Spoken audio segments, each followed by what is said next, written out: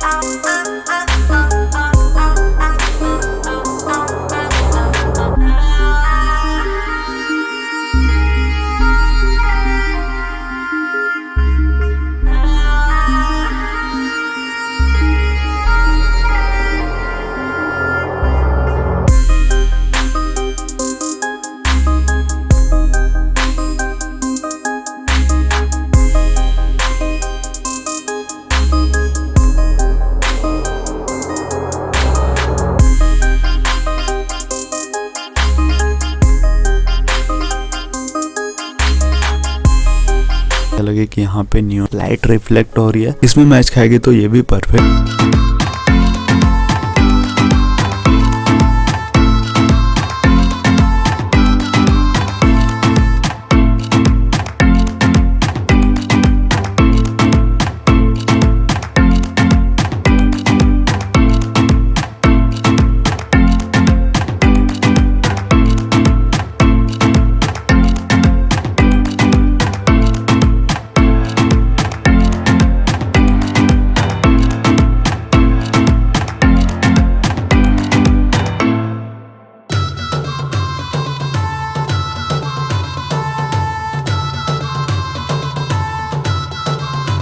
तो बहुत ही अमेजिंग कमाल की लग रही है, आप यहाँ देख ही सकते हो।